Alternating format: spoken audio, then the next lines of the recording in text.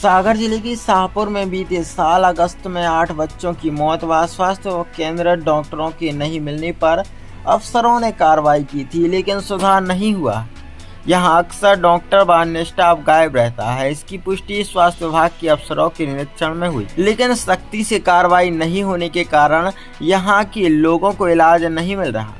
यहां फिर समस्या हुई। यहां रामप्रसाद पटेल इलाज के लिए ले जाए गए तो मौके पर कोई डॉक्टर नहीं था। इन्हें सुबह करीब 7 बजे ले जाया गया था। स्टाफ ने तुरंत सागर रेफर करने के लिए कहा। एम्बुलेंस में किराने का सामान भरा हुआ था, मरीज को जगह ही नहीं थी। इस कारण मरीज को सागर लाने में भी देरी हुई। इस पूरे मामले में सीएमएचओ व कलेक्टर को भी शिकायत की गई। इसमें बताया कि प्राथमिक स्वास्थ्य केंद्र शाहपुर में पिछले कई साल से डॉक्टर व स्टाफ अस्पताल में नहीं रह रहे, इलाज भी नहीं हो रहा, सीधा रेफर किया जा रहा है। रामप्रसाद पटेल को अस्पताल ले जाने पर तुरंत रेफर कर दिया गया। स्टाफ ने 108 से सागर ले जाने के लिए कहा। 108 को बुलाया तो उसके अंदर किराने का सामान भरा हुआ था, उसमें पापड़ खींचला मिले। इस कारण ड्राइवर ने सागर ले जाने से मना किया। इसके बाद एम्बुलेंस से किराने का सामान बाहर निकलवाया।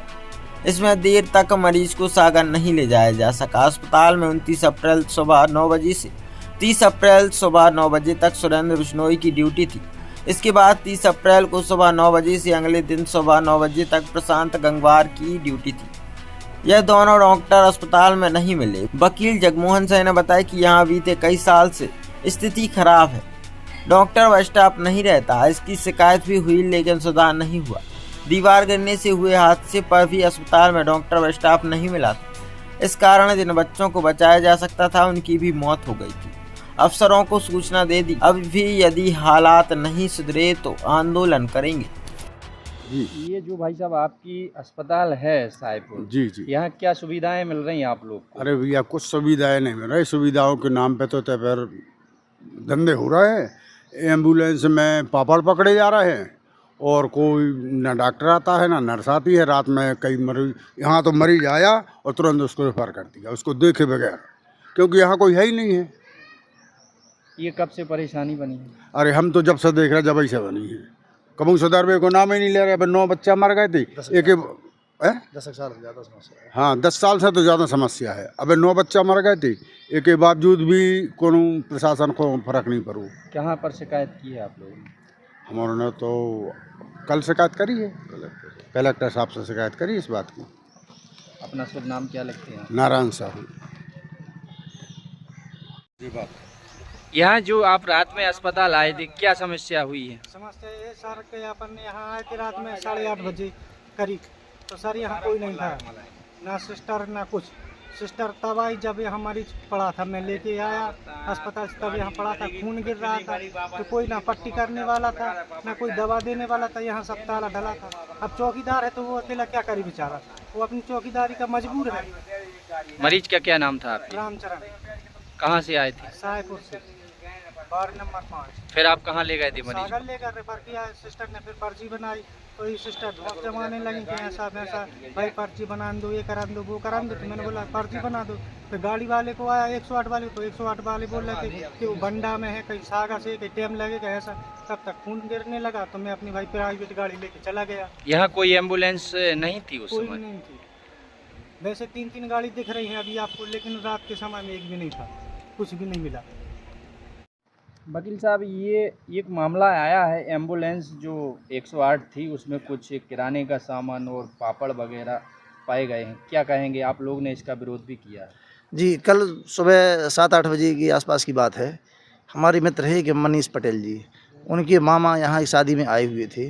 अचानक से उनको सीने में दर्द हुआ, यहाँ अस्पताल लेके आए।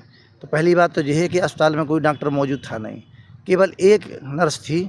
उसने कहा कि अब सागर ले जाइए। अब सागर ले जाने के लिए जब एम्बुलेंस की बात आई, तो एम्बुलेंस का ड्राइवर गेट खोलने से इनकार करता रहा। हम लोगों को बाद में पता चला कि कुछ ना कुछ इसमें दाल में काला है।